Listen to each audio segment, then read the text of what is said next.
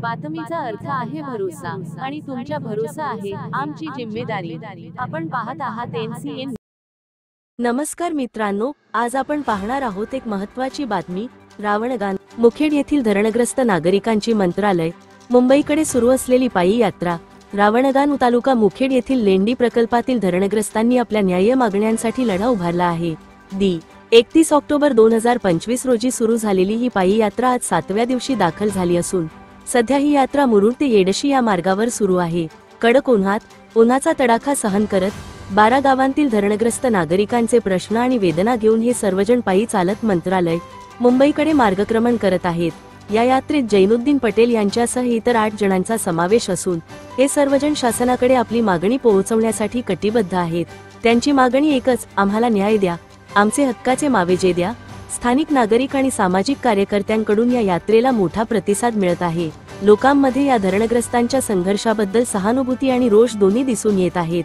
या आंदोलनाबाबत धरणग्रस्तांनी माध्यमांद्वारे आवाहन केले आहे की आमच्या लढ्याला आवाज द्या, आमचे प्रश्न जनतेपर्यंत आणि सरकारपर्यंत पोहोचवा।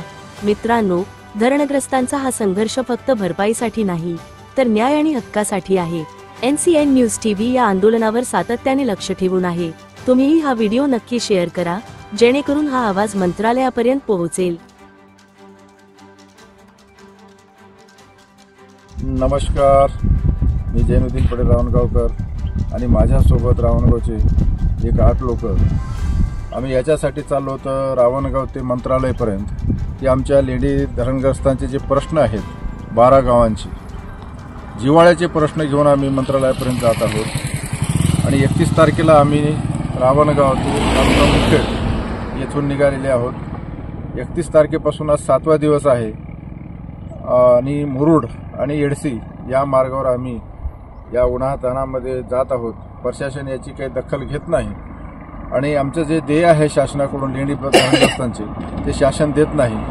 आणि माझे स्वतःचं घराचं भूसंपादन झालेलं नाही, आवाड तयार झालेलं नाही, त्यामुळे आम्हाला मावेजा मिळाला नाही।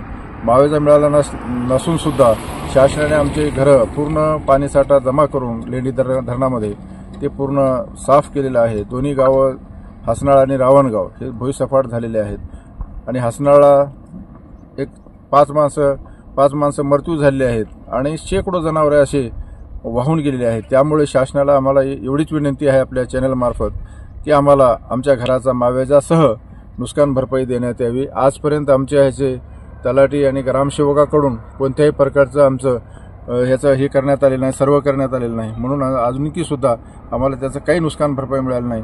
फक्त शेडमध्ये आणून सोडले गव्हर्नमेंटच्या आणि त्या ठिकाणी आज अन्न पाण्यापासून लोक तरसत आहेत। तरी शासनाला एकच विनंती आहे, आम्ही मंत्रालयापर्यंत जात आहोत तरी शासन जाईपर्यंत आम्हाला न्याय द्यावा एवढीच आम्ही तुमच्या चॅनलमार्फत विनंती करत आहोत। ते शासनाला हे प्रसारित करून शासनाला आमची मागण्याचं कळू द्या।